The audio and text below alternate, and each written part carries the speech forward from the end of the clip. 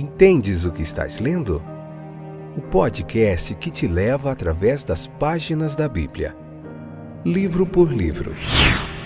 Capítulo por capítulo. Uma exposição bíblica emocionante. Aperte os cintos e embarque comigo nesta viagem.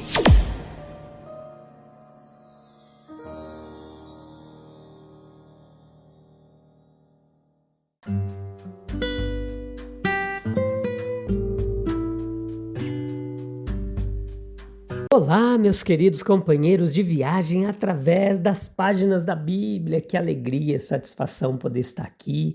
Que bom que você voltou, interessado, curioso em aprender mais da palavra de Deus. Hoje, Atos capítulo 4, parte 4, episódio de número 793, 10ª temporada. A gente está aqui, firmes e constantes, sempre avantes, no propósito de meditar, de fazer uma pregação expositiva aqui, um estudo textual, capítulo por capítulo da Bíblia Sagrada.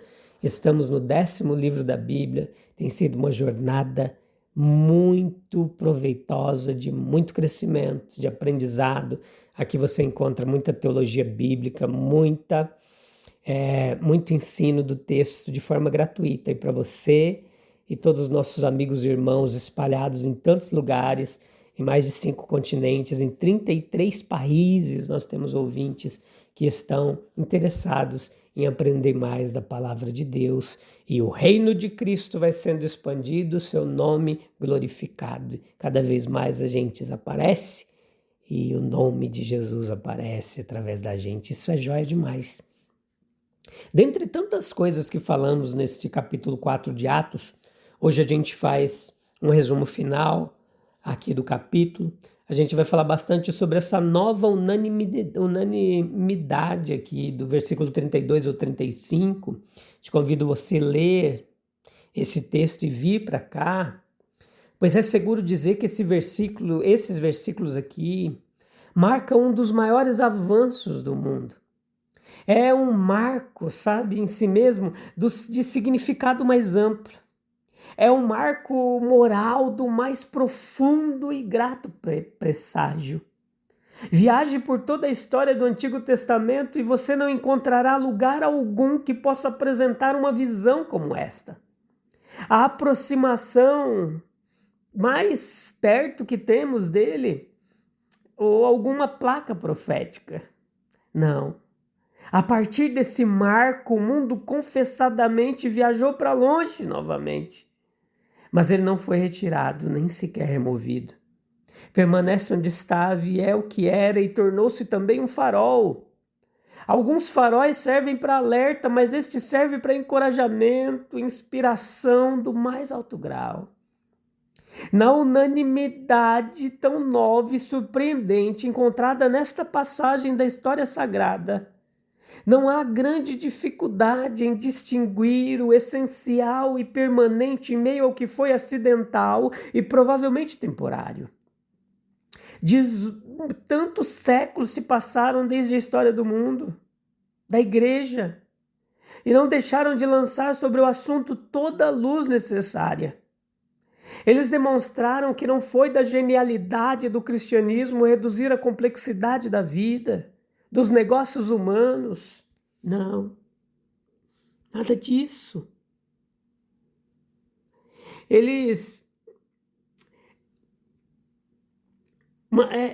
Dos negócios humanos, uma simplicidade que não demonstrasse problema algum. O cristianismo tem genialidade demais para isso. Seu significado, seus recursos são igualmente mais ambiciosos e quase infinitamente maiores. Eles demonstraram que, em meio a uma multidão e variedade de elementos, interesses, de relacionamentos e deveres, o princípio, a motivação e o amor cristãos sempre estiveram empenhados e ainda estão empenhados em constituir uma irmandade, uma família. A carência não será mais comum do que os recursos, nem a demanda do que a oferta, nem a oração do que a bondade amorosa, que houve a resposta pronta e abundante. Essas coisas não se referem a milagres físicos, mas a comunidade de mentes afins. E enquanto isso, nos é permitido examinar as condições de uma comunidade que alcançou uma unanimidade espantosa.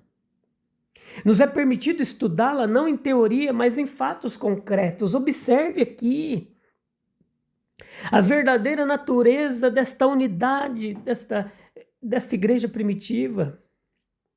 Não é de natureza intelectual, não é de qualquer outra, possivelmente mais aberta à vista, mas menos profunda e abrangente do que esta. Eles eram um só coração e uma só alma.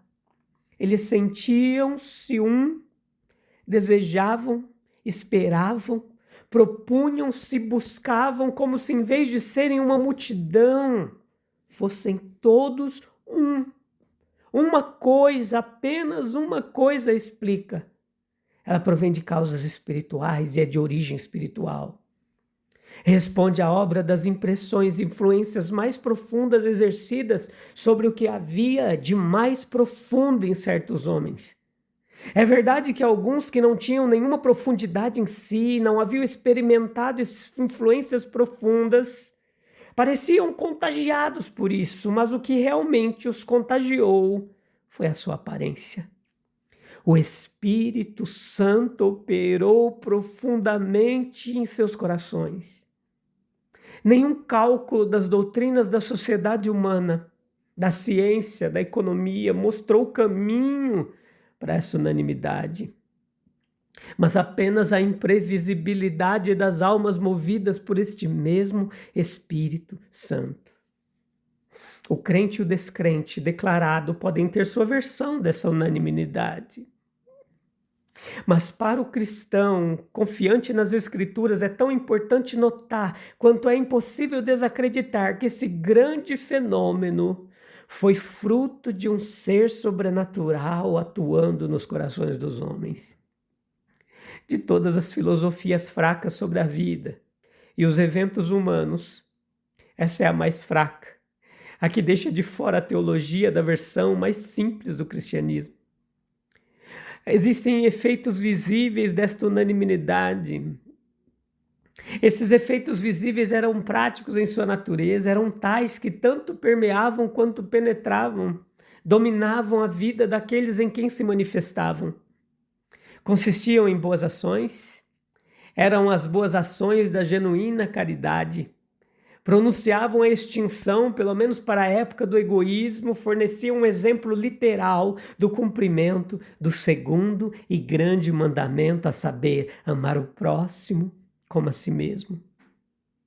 Eram efeitos que não demonstravam esforço laborioso, nem mesmo a consciência de esforço, e nessas mesmas características se assemelhavam mais aos frutos do Espírito.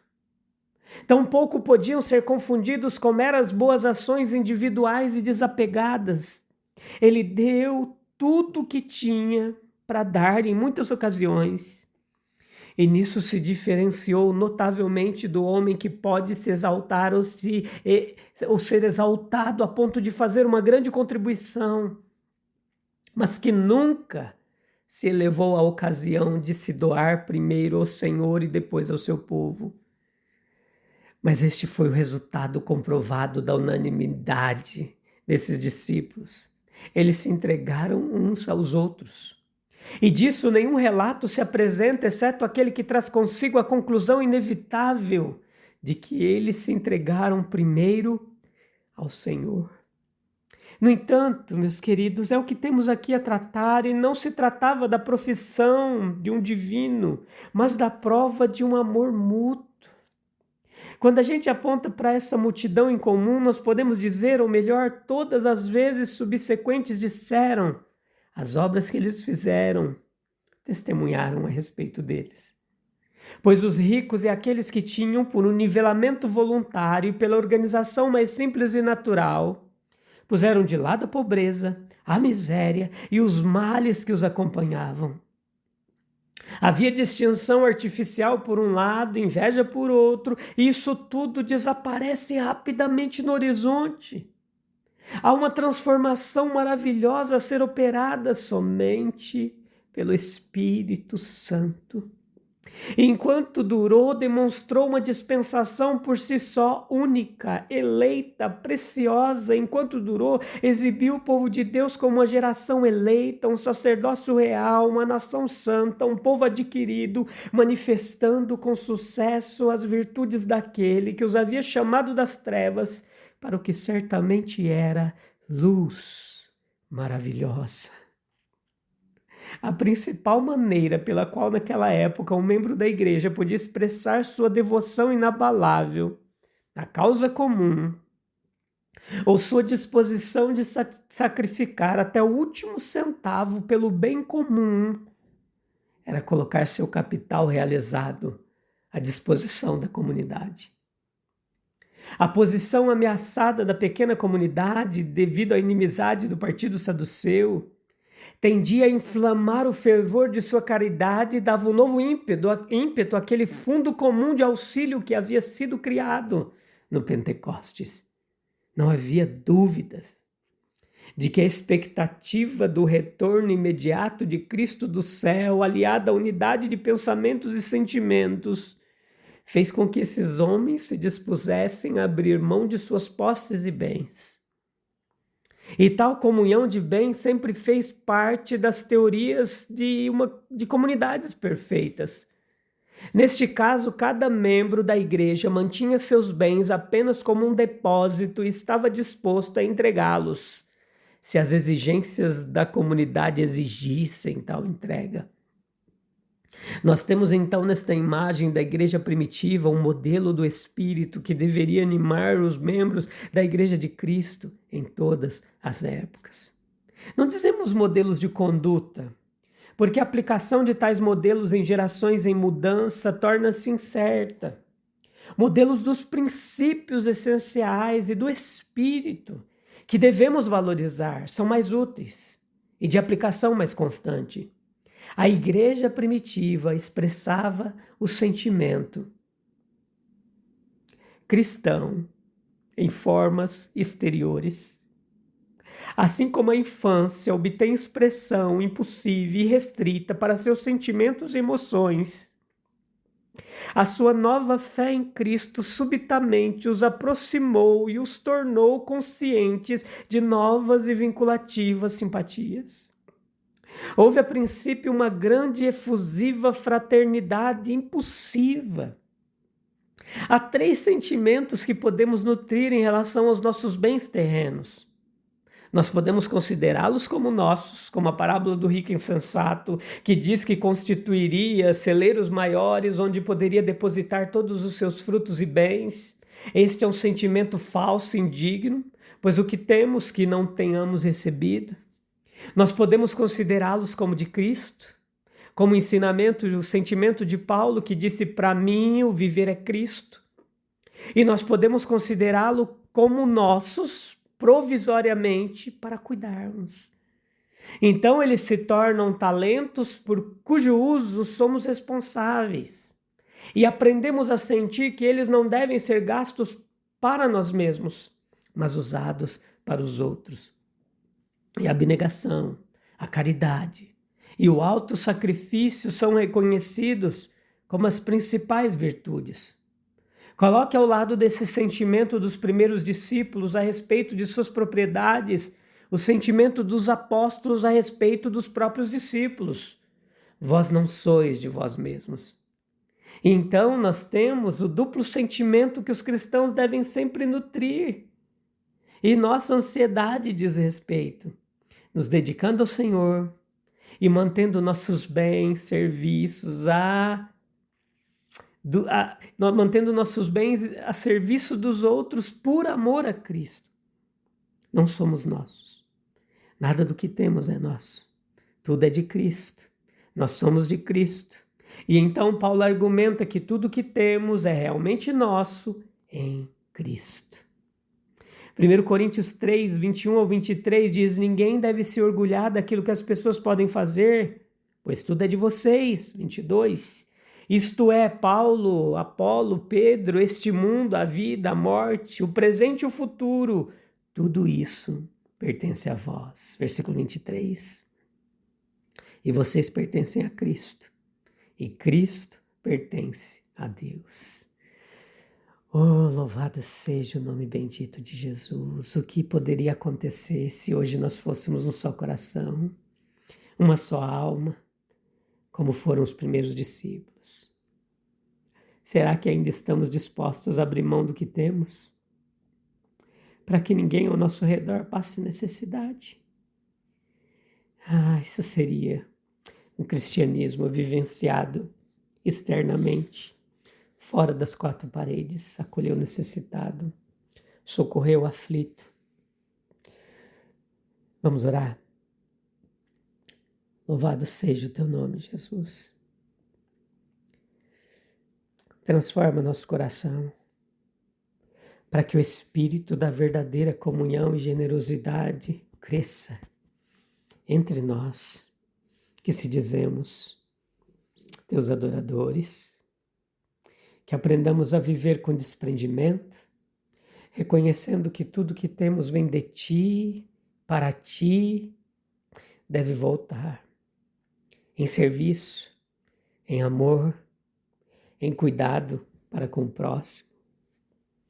Faz de nós uma igreja viva, sensível, unida, no propósito de refletir o teu reino, teu amor, tua bondade. Louvado seja o nome bendito de Jesus. Amém, amém, amém. Como é que está seu coraçãozinho? Como é que está a tua vida? Está completamente entregue e rendido ao Senhor Jesus? Que assim seja. A gente volta no próximo episódio, onde já estaremos meditando no capítulo 5, tá bom?